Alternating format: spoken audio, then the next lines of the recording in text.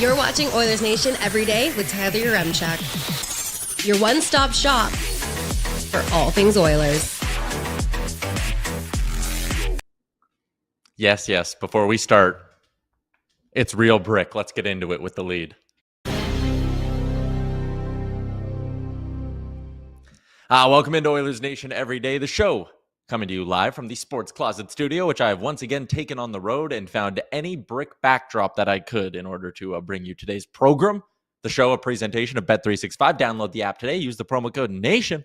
Whatever the moment, it's never ordinary at Bet365. And of course, I can't do this show alone. I don't have the voice for it. I got to bring in my boy Liam Horban. Is he at home? Yes, he is. Home studio again for Liam. Are you doing okay? Is everything fine? I'm feeling fine-ish, but there's a rumor has it there's a bit of something on around the Oilers Nation office, so I'm staying away until tomorrow. I'll likely be in tomorrow. Yeah, Smart. Yeah, man, you know me. man. I don't want to get anyone sick. There's I got a lot really of bad things on the go. Yeah, I know. There's a really bad, it's like neurovirus or whatever they call it, that's ripping through the Four Nations. And like, considering how this trip's gone for me so far and the shit I've had to deal with, I just keep thinking in the back of my head, I'm like, I'm going to wake up and like be sick on Friday and I won't be able to go like fly home or whatever. I don't know. Anyways. Well, just fake your way through it. What?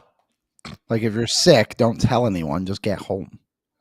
Yeah, I'm thinking like if this virus kept Cale Makar out of a Four Nations Faceoff game, it would probably impede on my ability to drive 5 hours back to Montreal, then get into a flight, get on a plane, Liam. Wow. I wasn't thinking so much about others. I was thinking about myself. Maybe you can stay with DJ. Hey, maybe. I did make an appearance with our friends over at What Chaos earlier today, and you can go find that. Subscribe to their YouTube. Pete and DJ do great work. I'm also going for dinner with them tonight. How fancy. That makes me very jealous. Yeah. Can you you're a Modern Family fan, right? Yeah. Do you know the episode when Phil, I believe, is away and they put him on the iPad and he's like a little robot? Yeah.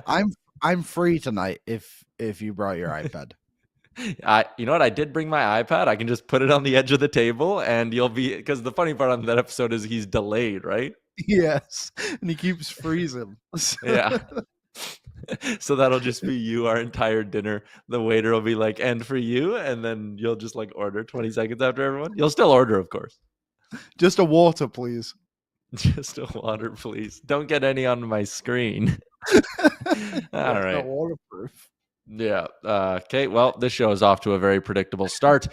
We should maybe get this back on the rails for the people watching over on our YouTube. Big what's up to everybody there. The YouTube chat, as always, brought to you by our friends at Odd Company Brewing and the all-new Nation Beer Everyday Lager. Find one by going to liquorconnect.ca. Or go to one of Odd Company's 2 locations in Edmonton. Ritchie location, downtown, go direct to the source. If you go to the Ritchie location, you need to go try the pizza as well. So I highly recommend the pizza. Anyways, Liam, Bruce Curlock's going to swing by in a little bit on the guest line. We'll have a chat with him. And, you know, I wasn't expecting this Oilers team to make a lot of headlines or really make any news at all during this Four Nations break, but they kind of did. A relatively surprising move. So let's start there.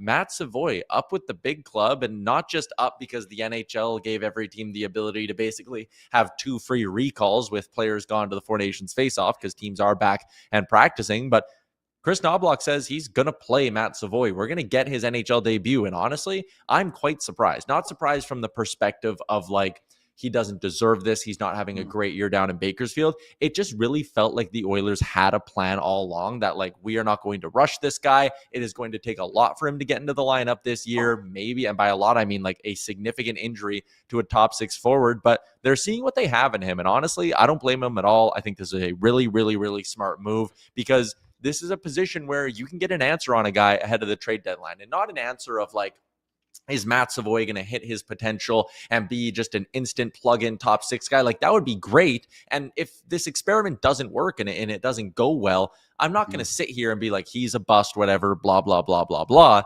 But I think there's a chance he hits, Liam. And it's a very, very interesting gamble for them to be taking at this point. Yeah, I think it's a great idea. And I think when you look back at some of the risks, feels like it's such a harsh word for it, but like signing Klingberg, claiming Kasperi Kapanen off waivers. Like, they really are going down every avenue to see the best value they can get out of this roster ahead of the trade deadline. I honestly kind of appreciate that they're looking around every corner to see what they've got. And obviously the one half decent comparison for it would be last season when Logan Stankoven got called up for Dallas. He was doing really, really well for the Texas Stars. I think actually quite significantly better than what Savoie is doing, at least was on pace for that. And I know Savoie had a bit of a slower start, so that's kind of disrupted his numbers a little bit. But either way, Stankoven came up and had a big impact on that Dallas roster. And obviously their trade deadline ad would ended up being Chris Tanev because they didn't need another forward because Stankoven was contributing so well for it. So yeah, I'm glad to see Savoie up with the big team, and I'm curious to see what he does. He's an incredibly smart player, and I think he'll survive, to be honest. I think by survive, I don't necessarily, by survive, I don't mean like stay the rest of the season, but just like I think he'll perform well and play at a good level. It'll be really interesting to see kind of where the bar is with this guy, and also how Chris Knobloch decides to use him, because again, bringing this guy up, and he doesn't need waivers to go back down or whatever, right? But bringing this guy up, you need to play him with skill. This is not a situation where, if the first game doesn't go well, we throw him down on the fourth line next to Adam Henrique and go, hey, maybe that's a role he'll fill. Like, there's no justification for going and doing that. If you're going to do this, and I love that they're starting him, practicing skating on a line with Leon Draisaitl and Vasily Podkolzin, and from our boy Jason Gregor, this is how the Oilers looked at their skate. I like this. You need to give him a chance to survive and compete with skill. Putting him with Janmark or Henrique or anyone who's really in the bottom six would not have been the right idea. But here's the thing. Knobloch needs to be in on this experiment just as much as management is. And to be fair, I'm sure he will be. But like, you need to play him 14 to 16 minutes a game. You need to give him opportunities, get him puck touches, all of that stuff. 100%. Like, he can't go in there and be a fourth-line guy and play 7 minutes. That's just not his game. I think you're asking to you're not giving him the ability to showcase himself if that's what you ask, right? And I like the line with Leon and Podkolzin too. I think he'll be able to have space on the ice because of what obviously Leon attracts for himself, and Podkolzin isn't afraid, as we know, to get in there too and do all the dirty work. So that'll give Savoie that extra space to be the skill guy that he is. Like, he's an incredible player when he's at his best. And I think the Oilers, if this works, then I'm not sure what the trade deadline ad will be, but I can guarantee you it'll be a blue liner rather than a forward. Yeah, and again, that kind of goes back to the conversation of like finding out what you have in a guy, right? Because if he turns out to be an impactful top 6, top 9 winger for you, and it's like, oh shit, we got a guy now, then you're right. I don't think there's a need to even go get a Ryan Donato or whatever. Maybe you do like a small check down, a Troy Stecher-esque trade on the fourth line. I guess Sam Carrick would be the more proper comparison, but like they did with Stecher, they didn't need him. We weren't expecting that kind of a move, but what they did is they went out and just gave a late round pick for a guy who could be an extra layer of depth. And maybe the bigger move is once again going to be on the blue line. And if Savoie works, you sit there and go, yeah, okay, we don't need Ryan Donato or whatever. Because I mean, Aaron, you can flash up those forward lines again. Like, listen, maybe we're putting the cart way before the horse here. And maybe he is ultimately just the placeholder for Arvidsson, and they're going to give him, one game. Maybe Arvidsson's sick or whatever coming out, and then Arvidsson's just going to get a spot, and they're going to send Savoie back down. Like, there is a world where I can see them just doing that, and this is just a chance to, maybe reward Savoie a little bit for his good play, give him a little taste of like, okay, this is what the NHL is like compared to the American League. Like, don't forget it, sort of deal, and we'll see you again next year. Like, there is a possibility that's all this is, but like, if Savoie works, and you have McDavid, Nuge, Hyman on the top line. Let's say this second line is a thing. Podkolzin, Draisaitl, Savoie, Skinner, Henrique, Brown, and then Kapanen, Janmark, Perry. When Evander Kane and Victor Arvidsson are back in this lineup, who are you taking out of that bottom 6 in order to make it work? Like, Kapanen and one of Skinner or Brown are going to be out of your lineup and be your 13 and 14 forwards for night 1 of the playoffs. And that's just if Savoie plays well and can stay.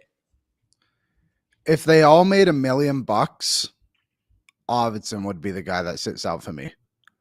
But I just obviously don't think that it's a different level, obviously, because you have another year of Arvidsson as well. Like, you want to keep him somewhat happy. But I mean, when you just compare the 4 of them and their performances going into the break, then like Arvidsson deserves to be the one that's on the outside locking in, I think. But I do think when it comes down to it, it'll be Kapanen that falls out, and I could see Brown going down to the fourth line with Perry. And I think Skinner deserves to keep his spot in the top 6, to be honest. But I do like the Savoie change like we talked about. And Skinner and Henrique have done a good job this season when they've played together. I have liked that duo. And hey, maybe having Arvidsson down the lineup too can help him out in just like lesser competition, I think could be beneficial for him. But it's not like he's gone to this Four Nations either and done a fantastic job. He was slated. Did he end up being a healthy scratcher with the illness? Did he play? I don't recall. He ended up playing, and he took one of his vintage one-timers from the blue line with like basically no traffic. And I'm like, that one was for Liam.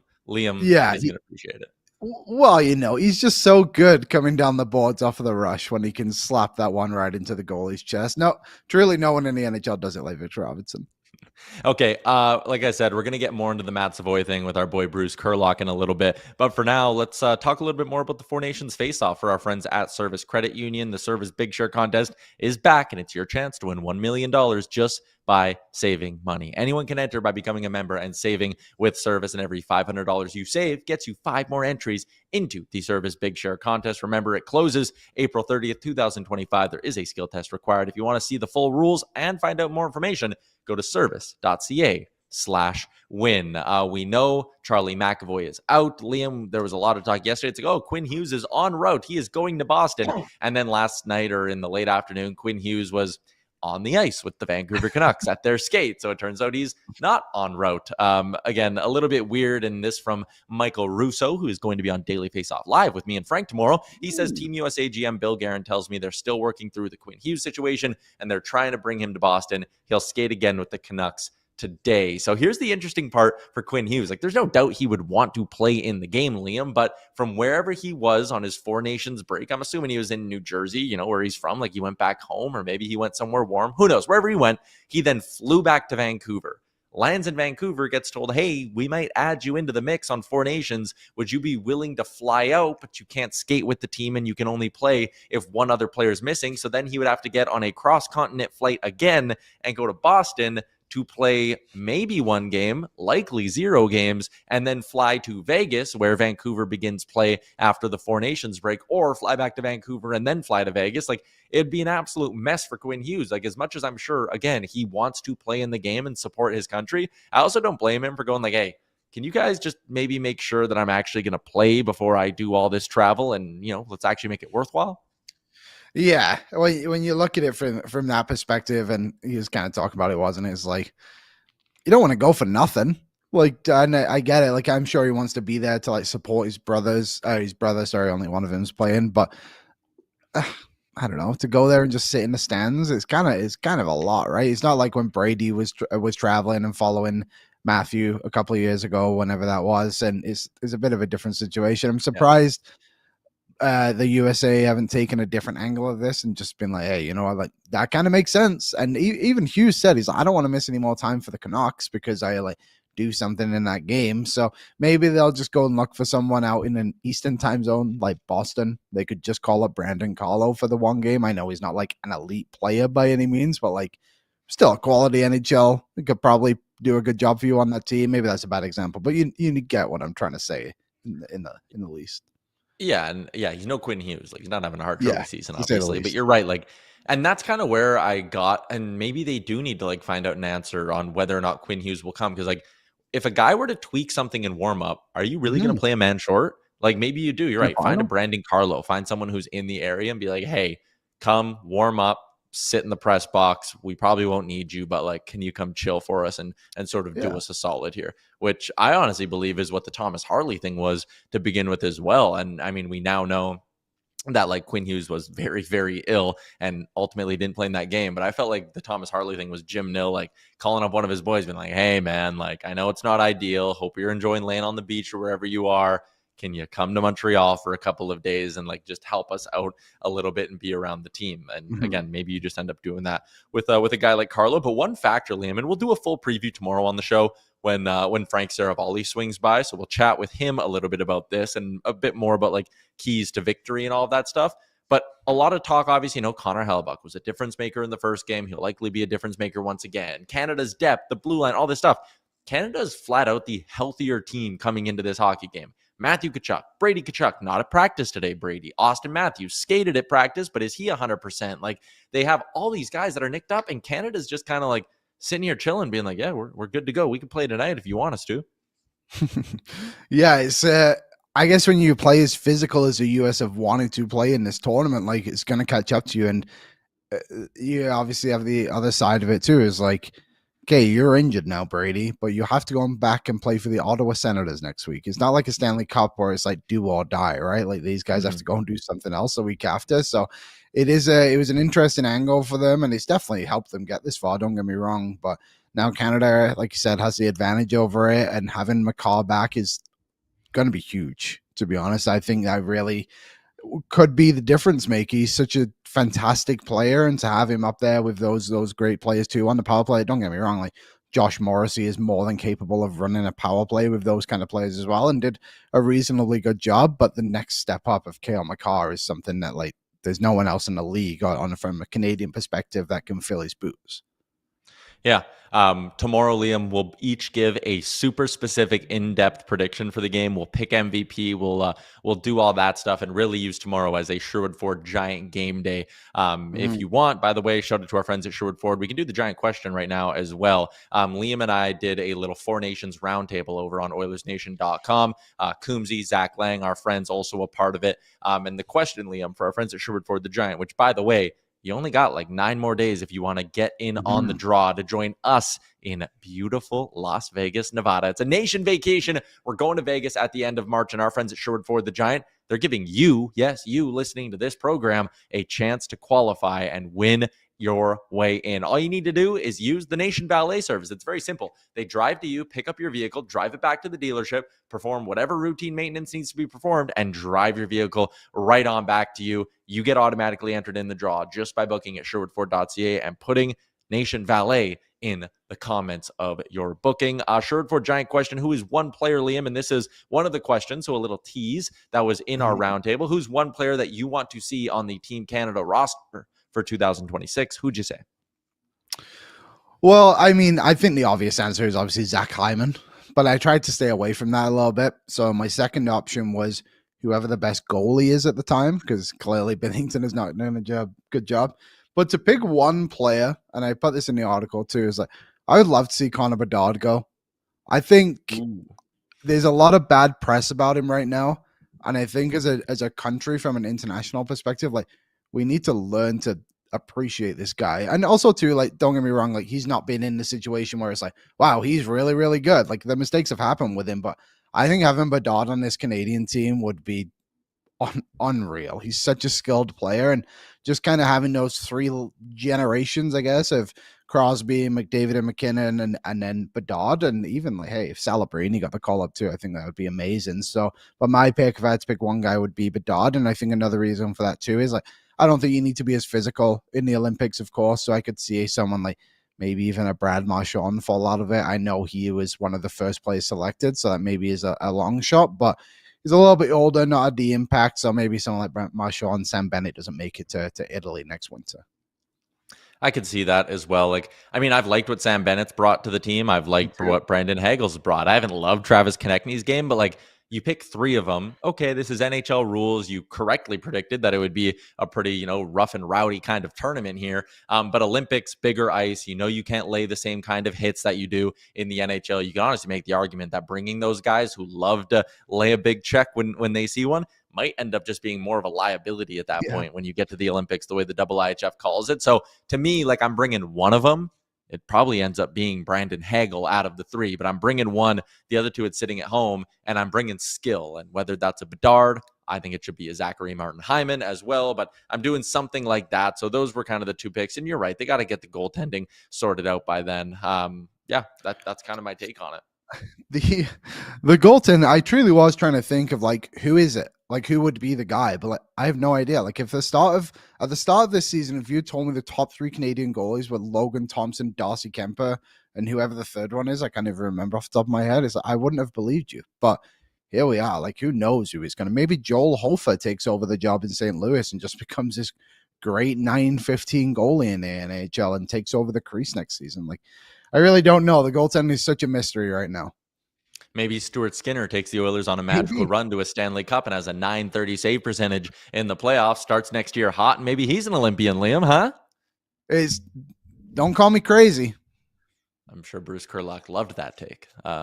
Speaking of Bruce, get out to the Star Mechanical Guest Line. It's Edmonton's #1 plumbing and heating company. You can find out more about them by visiting them online at starmechanical.ca. Whether it's residential, commercial, 24/7 emergency service, they do it all. They do it well. They've been in the community for more than 20 years. One of Edmonton's largest locally owned local businesses. That made sense. Anyways, let's bring in Bruce Curlock here to talk some sense into us here. Bruce, how are you doing here on a beautiful Wednesday? Do we have that much time? Yeah, we've got it's an hour-long show, Bruce. Yeah. Okay. Well, we're doing fine, other than it being -28. But other than that, it's fine.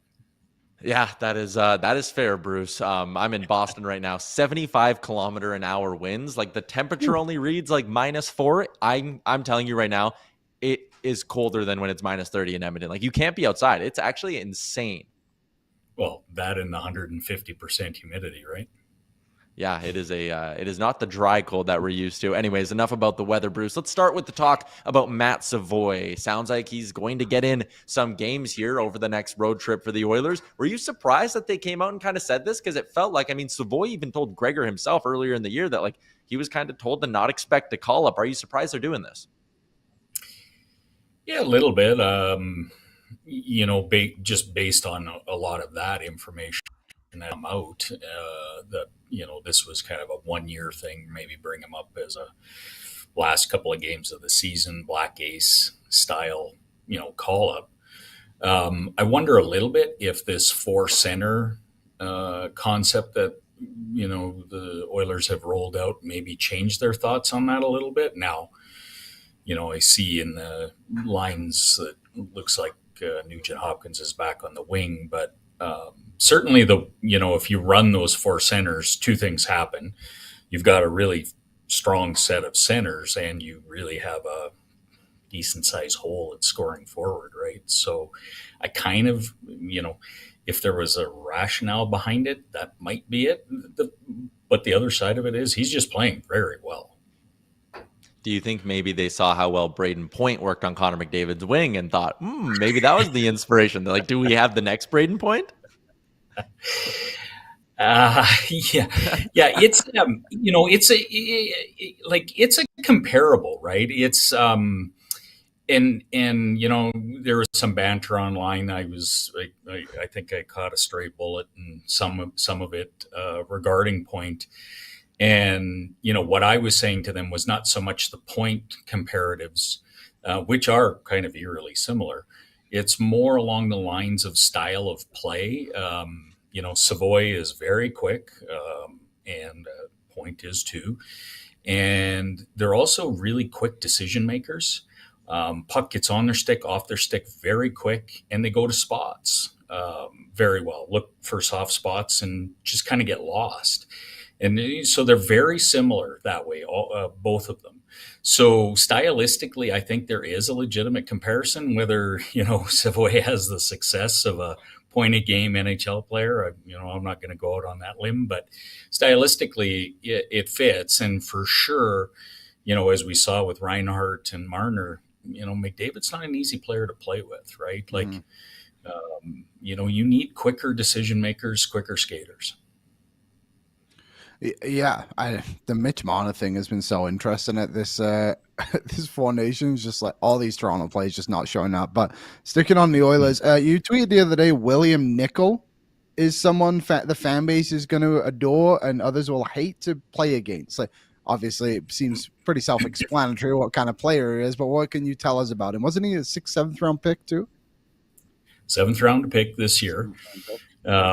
Very young player when he was drafted, and he had the added challenge of playing on a very deep team in London. So really until the playoffs, he did not get a lot of ice time with quality line mates in quality situations. And actually when he did in the playoffs, he was quite good.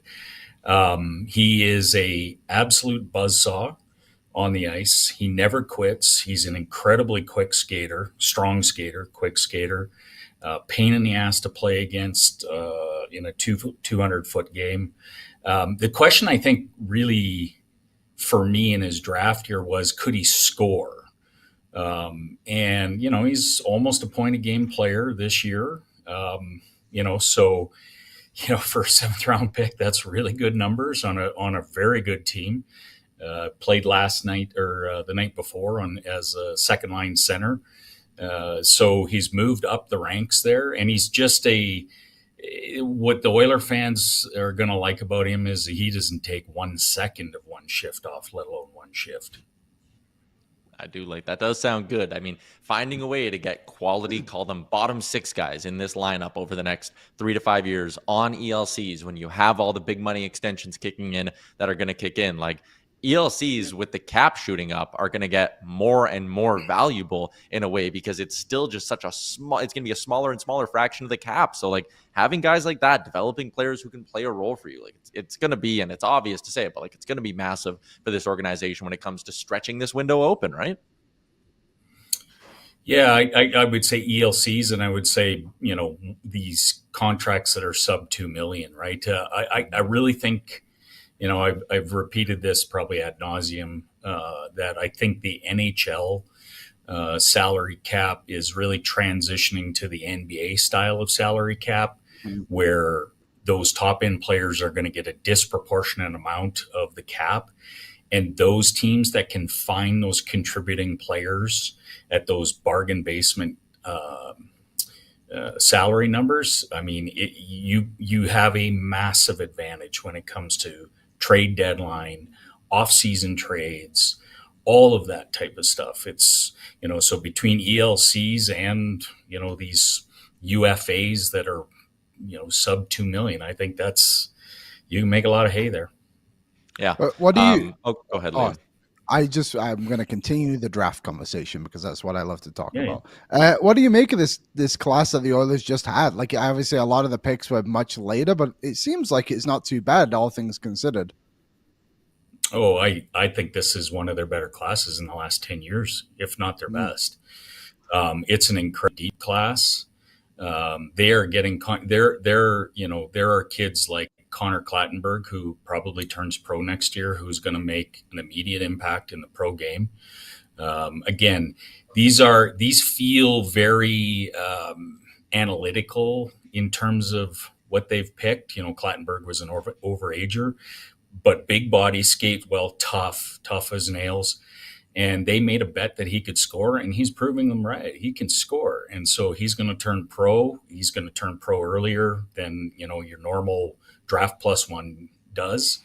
That gives him some opportunity to develop quicker. They obviously traded up for Sam O'Reilly. That pick looks like that's going to be a very good pick. The goalie, Vinny, I mean, he's got the back injury issues, so we'll see where it goes. But the skater selections this year for them, absolutely outstanding. One more maybe on the Oilers, then we'll talk a little Four Nations to wrap this up. We talked about bringing up Matt Savoie now and giving him games. It's a chance to get an answer to a question ahead of the deadline. Like, okay, do we think this guy can factor in down the stretch into the playoffs? Yes, no. If it's no, maybe they are looking for a forward to add, and not even a Matt Savoie style, but someone lower in the lineup. I know NHL Sid wrote a great article for us at Oilersnation where he outlined a handful of guys that he kind of liked. I mean, it's crazy to think that we're basically 2 weeks away from the trade deadline, Bruce. But if they were to add a forward in that bottom 6 range, who do you like? Who's come out as the guy you want to put Bruce Curlock's stamp of approval on? In a bottom 6 role? Yeah. I don't really want a bottom 6 role. I want Bjorkstrand out of Seattle. That's who I really want. I think they have, this is the thing with the Oilers. I think they have players that if you trade for somebody, or if Savoie makes that much of an impact and you start to move these other guys down, they slot better in the lineup. So I would aim higher. And I understand the idea of draft capital not being, plentiful here, but I don't think you should start there. I think you can finish there. They'll, at 12:30 on Friday, you can make all those bottom, 6 deals you want. But I would aim higher. I would not start there. I would be starting with, a Bjorkstrand style of player, a guy who can play in your top six. I've seen Alex Tuck's name out there. I'm not in love with that one, and I think he could cost you too much. But I would try and start higher up, Tyler, to be honest. All right. What is it about Bjorkstrand that you liked? I watched him a little bit too. I found that he seemed to have no interest in actually having the puck until he was going to shoot the puck. Like he was just getting it to other guys. And I think when you play with Draisaitl, that's not such a bad thing to have. So a couple things with him, right? Like his quality of line mate has not been great. No disrespect to them. And yet he scores like a top six winger, right? On a points per game average at 5-on-5, he scores like a top six forward. He's a shooter. And I think he's interchangeable a little bit there, Liam. Like he could play with Draisaitl in a sense of he doesn't have to have the puck very much and to make good results happen. But I think you can also give him the puck, which is something Connor McDavid likes, is a line mate, think of Zach Hyman, right? You give him the puck and he creates some extra time to allow McDavid to find an open spot to receive a pass back, right? So, and Bjorkstrand can do that.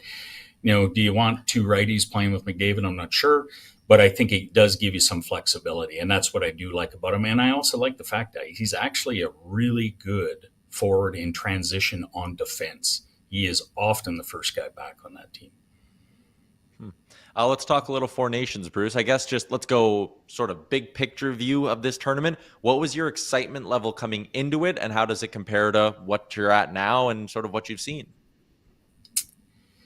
Well, I didn't have a lot of enthusiasm for it. To be honest, thought it was a made-up NHL tournament to replace the All-Star game. It has exceeded my expectations wildly. And I don't really, worry about the political or think about the political side of this. Just the games themselves have been really incredible games. Mm-hmm. And I think it's something like if there's a major, sport in North America who might have solved the equation on what to do instead of an all-star game, might be the NHL here. My only thing is you can't do it every year. I think if you do it every year, the guys will lose steam for it. But again, it'll make that every second year, that all-star break, much more palatable. Yeah, I agree. Yeah, for sure. I think it's just been fantastic, and kudos to the NHL. I mean, I criticize them enough. I better give them some compliments when they earn them. We were just talking. There was our Sherwood Ford Giant question. Obviously, the Olympics are next year, and it feels like you probably want to make a few adjustments to the team, not based off performance, just based off style that you have to have the Olympics. Is there a player you would put on this team for the Olympics next year? Well, I would have had Scheifele and Hyman on this team this year and in the Olympics. I think if you want to delve into this tournament to start, Scheifele and Hyman are of size and physicality. They match up very well against anybody. Hyman obviously having the relationship with McDavid, which I think we've seen is, again, it's not easy to find players to play with McDavid. And I think they both fit well in an Olympic style tournament because that's a longer tournament where they're going to be playing every second day. And they skate well enough that international ice surface shouldn't hurt them. So I would have had both of those forwards on this team.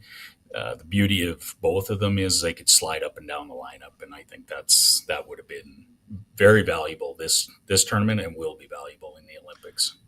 Yeah, the more I think and talk about Zach Hyman not being here, the more angry I get. Like, it's just dumb beyond dumb by them to not leave. And like, again, he scores. He's productive. He does, and because he had a bad 20 games, they left him off. It's just stupid.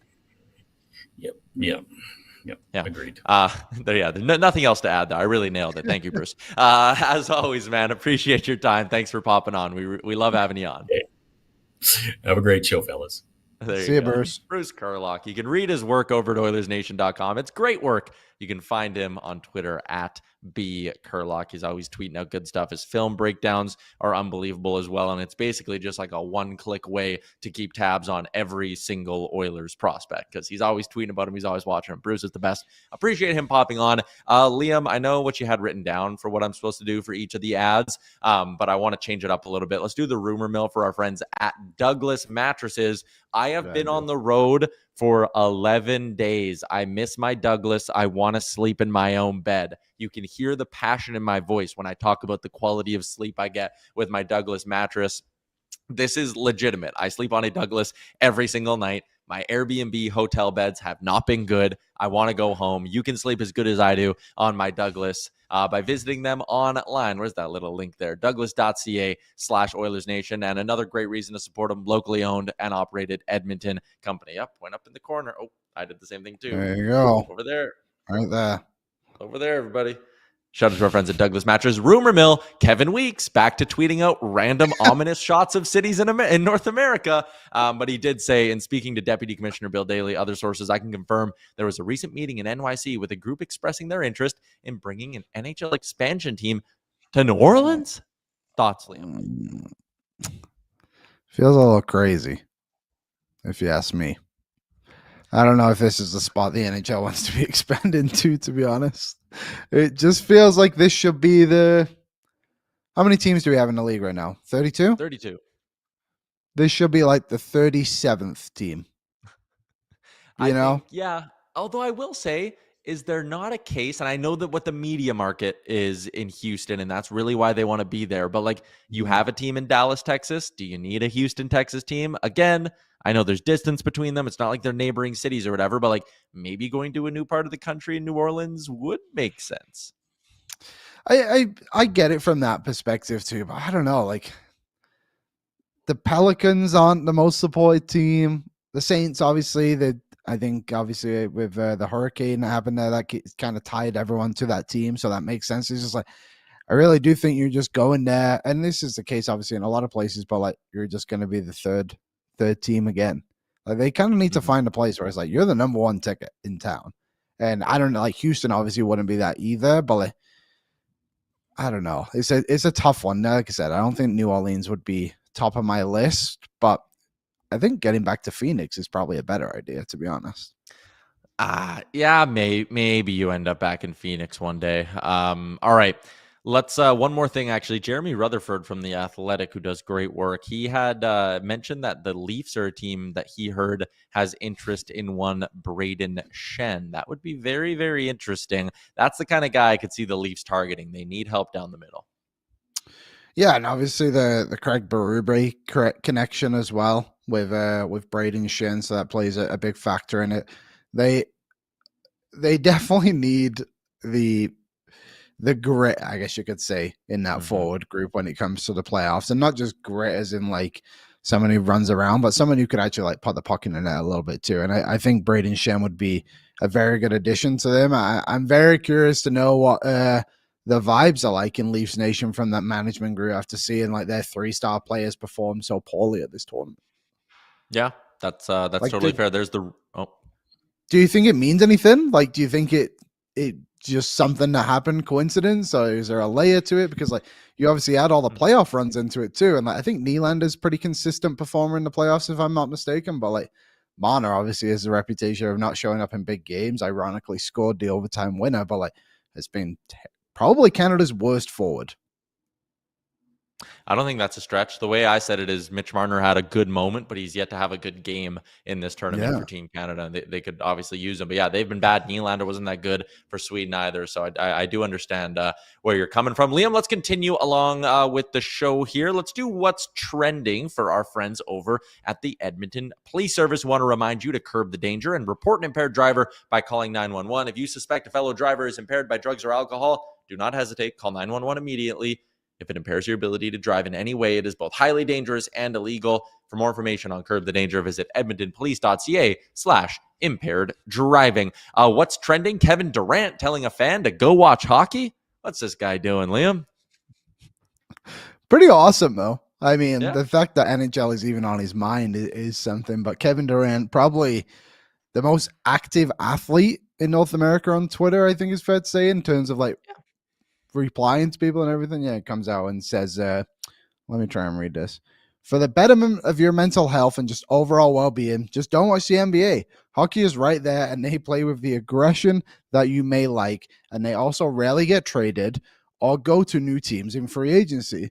So the loyalty aspect is there. Hope that helps. Liam, And he had another one. Oh, wow. Yeah, he had another one that said, I think it's more fun to complain about the NBA than to actually watch it. Crazy. Cancel the All-Star weekend and let's just give everyone a break since we're so miserable around this time. Hey. So he was complaining, or he was replying to some fans. Also, Liam, that's the best read you've ever done, man. You nailed it. That was pretty good. And that was really the first time I've really read it. I glossed over it yesterday and thought, I'm going to like this and come back to it tomorrow. But there you go. I'm getting better. Yeah, I mean, people calling Kevin Durant soft. I don't know if Kevin Durant's necessarily like soft. Like he's not. He's not like the Joel Embiid who's like sitting out every second game or whatever. But no, and he's had some serious injuries in his career too. To be fair to him, he's a very unique player. But yeah, I wouldn't put him in that category as like a, what do they call it? Load management. I wouldn't say he's like that. Yeah, and I mean, hey, it again illustrates that hockey getting this tournament in this time slot right after the Super Bowl, quiet month or mark on the calendar when NBA hate is at its peak, and that is always All-Star weekend in the NBA. It's been a great 10 days for hockey, for the sport, for the health of the league, all of that stuff. So, Liam, what's been going on at the Scotties? Hurry hard. Well, the team, you've probably not been too up to date with it, have you? I wouldn't imagine they have it on TSN all over the place in Boston. The Einarsson, she had a huge loss yesterday against the Northwest Territories, who I forget the skip's lead on the Territories, but it's her last event. She's been the skip for this new what are they called? The Territories team for the last 2 decades. And her 15-year-old daughter is on the team with her, and they beat Einarsson. And for people who don't know, like, Einarsson is, I think she's a 4 or 5 time Scottish champion. She's been to the Olympics for Canada. Like, she is one of the best ever.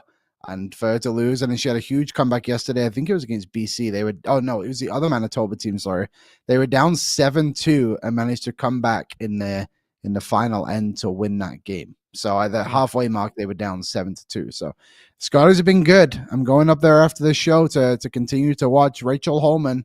She is on an absolute run right now. I think that she just won her 18th game in a row at the Scotties. It's incredible. That is something, and that is what's trending for our friends at the Edmonton Police Service. Liam, we're keeping the show a little bit tight today, but quickly for Bet365, you want to talk a little MVP for the Four Nations? Connor Hellebuck's the favorite, plus 260. McDavid's next at plus 280. I think I'm going to wager on Sidney Crosby. Plus 500, 5-1. I think the path to Crosby scoring a big goal, having a 2-point game, and being named the MVP, it's right there. Yeah, I thought about Crosby as well if Canada was to win. He has been pretty consistent all 3 of the games.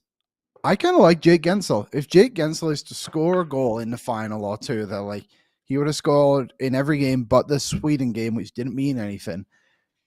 I have him at plus 1,000 actually right now, so the odds have gone up a little bit for him. But that would be a great option.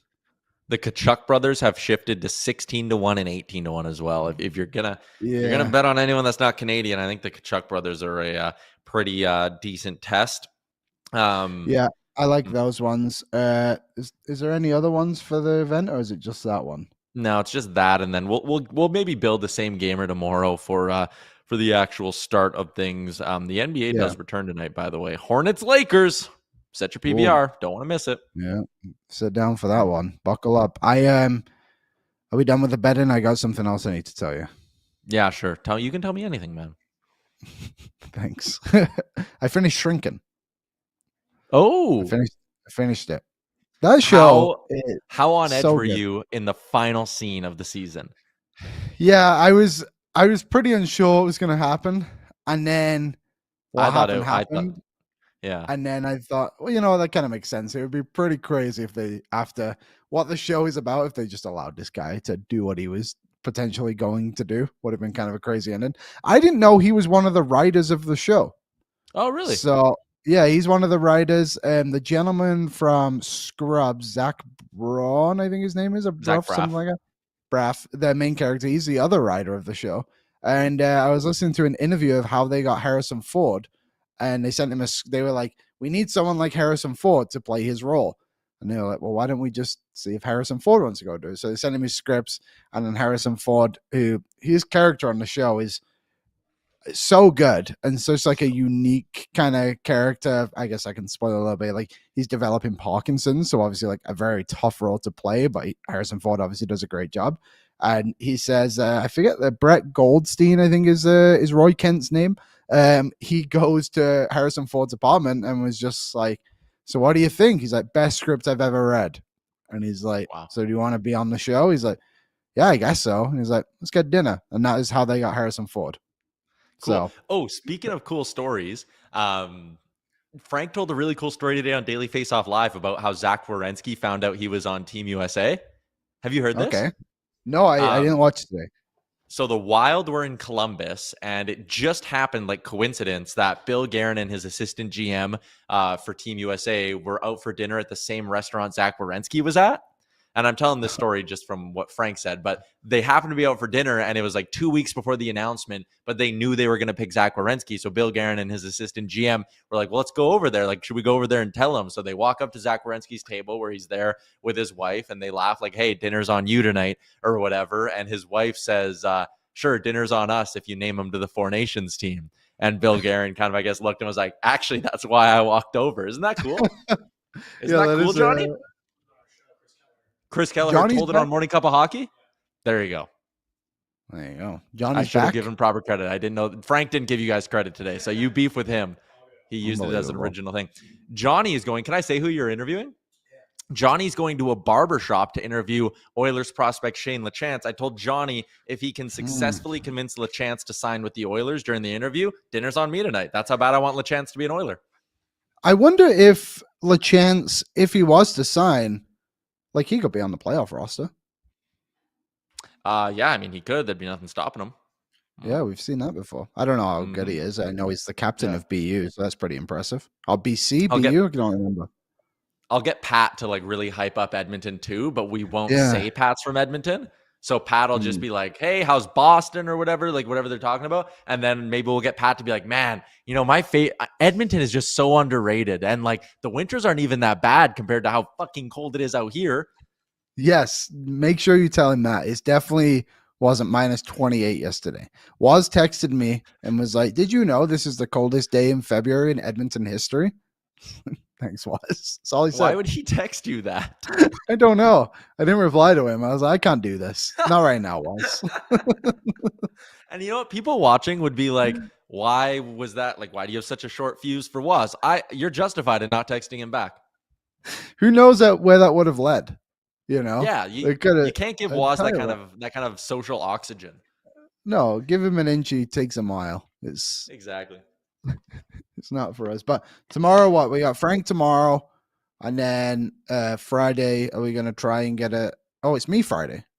You're hosting. I might pop on because Pat and I are driving from Boston to Montreal that day. So if I have like good phone service at some point, I might just do a little pop in, May as well. Car. So we'll break down the game on Friday. Yeah. You're welcome to do that. I might make Pat drive. Good call. Good call. Get there a bit quicker if Pat drives. Bro, just how fast I was coming down here to try get us in the building for puck drop between Canada and USA. Yeah, we haven't spoke about your drive at all. I know we wanted to get going, but like that picture you posted of the whiteout, that was bonkers. Did I send you guys the video?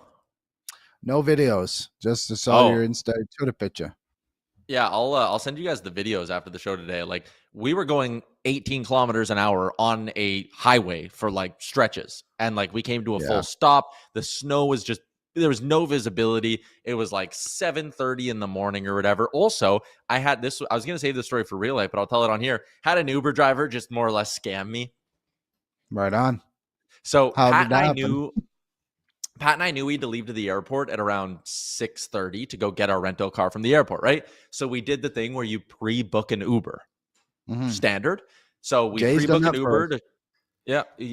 You pre-book an Uber, 6:35. It's blizzard conditions in Montreal, but we wake up early, get outside to the car, and the guy goes, I can't drive you. And we're like, what are you talking about? You can't drive us. He's like, my car won't make it there. Like, they don't plow that road. Like, it's not going to happen. And he was like, but I don't want to like screw you over. And he's doing all this in an accent too. He's like, I don't want to screw you over. Like, do you need to be at the airport? And we're like, yes. I'm like half asleep. I'm like, yes, I need to be at the airport at 7. He goes, so you're like, call another Uber. I'm like, what? And he goes, well, there's an accident on the road. Like, I can't get you there. And I was like, okay, so you're telling us we need to call another Uber. And he was like, oh, no, okay, I don't want to screw you over. Just get in. So we're now in this man's car. And he goes, how much did you pay when you booked the Uber? I was like, I don't know, 40, 50 bucks. And he was like, I'm only going to get like 20 bucks from this ride. And I was like, okay. And then he shows me his phone and it's like, if you book another Uber right now, it's going to cost you $90 or $100. And I was like, okay, good thing I pre-booked, like not my problem. And then he's like, can you maybe like, it'll be a better deal. Why don't you just cancel the Uber on your phone and give me 50 bucks? How about you just get me to the airport? God damn it. You're an Uber driver and I'm in your car. I know. So, but again, like we're now moving at this point as he's doing this. So like, what am I going to do? Like say no to him and he just pulls over and is like, get out. So I was like, I'm not canceling my ride, man. Like I need to keep the app going because that's unsafe. You could murder me. And then he goes, well, then like you have cash. Just like, give me some money. Give me like another 30, 50 bucks. I was like, I'll give you like $20, I guess. Like just get me to the fucking airport, dude. What is insane. Did you report him? I should. I felt there's a part of me. Whatever. I'm like, okay, like, I don't know. I felt a little sympathy for him because I'm like, he's an Uber driver, but also like, holy shit. Hey, he was a dickhead, and you should report him. Yeah, I guess I probably should. Naeem asked me, though. What a loser. Yeah, and I just whatever. So then we get there, and I didn't have any $20 bills. All I had was 50s and 100s. Perfect. So I was like, well, I can't give this guy. I'm not giving him 50 bucks. Like I knew I wasn't giving him 50 bucks, and I was like, oh man, I don't like have a $20 bill on me. And he goes, e-transfer me. Awesome. What? So now you have his name. Yeah, that is a good point. Actually, I e-transferred him via phone number. I should just text him and be like, you suck, by the way. It took Pat. Like I was going to say, when you report him, you could be like, this is his phone number. You have it, and you could show him the thing. They might compensate you that $20 too. Yeah, maybe. All right. Yeah. So the rest of my drive, it was supposed to be a 5-hour drive. And you know how when you do like a long highway drive like that, 5-hour drive you can do in like 4:40, 4:30 if you're going a decent clip. It took us 6.5 hours to get there. We drove for an hour and a half ish, and we only took 45 minutes off our ETA. That's how slow we had to go. Oh, that is brutal. That is a tough one. Yeah, those conditions are. I'll never forget my drive home from Warman, Saskatchewan, when it was an absolute nightmare. It took me 6 hours to get to 6 hours, to get to Lloydminster, and that's like a 3-hour drive. Yeah, that is it was awful. That is insane. Also, our vehicle at one point just started like rumbling. Like we were driving, and if we went above like 70, it would just be like whoo, whoo, whoo, whoo, whoo. And it was like, what the hell? So we finally like we didn't want to pull over in the snowstorm because we're like, someone could just hammer us. So we waited till we were across the border, and we looked, and Pat had to knock like 3 pounds of ice off every single wheel, like in the wheel, because the snow was blowing, and it's such a wet snow that there was just so much ice in our tires. It was crazy. Oh, so you were literally getting stuck on ice in your own tire. Yeah. That's crazy. Yeah, that's tough. Insane. Tough drive. Hopefully it's a bit better when you have to drive back. Mm-hmm. I hope so. All right. Tomorrow, like you said, Frank Saravalli, full Sherwood Ford Giant game day for our friends over at Sherwood Ford the Giant. 4 Nations Faceoff final. Can't wait. Liam, great work today. AB behind the scenes, fantastic. Shout out to our friends at Sports Closet. By the way, I think tomorrow we can maybe give away a gift card tomorrow since it's a game day. I think we can get away with it. Maybe I'll do Liam's game. There we go. Why not, Liam? Okay, and maybe do it on a Team Canada player. Again, players who played for Canada and the U.S. Get your research done, folks. Find a dual citizen or something. Anyways, okay, we got to wrap. That's enough. Everybody. Oh, what? Did you have something else? Thomas Harley's a dual citizen. I just looked. There crazy. you go. There you go. There you go. You should have saved it for the game tomorrow. Okay, that is a wrap on today's edition of the show. Everybody in the YouTube, you were fantastic. Love you all very much. Shout out to our guy, Bruce Curlock, as well. Tomorrow, game day, Frank Saravalli, noon Mountain Time. Don't miss it. Oil up.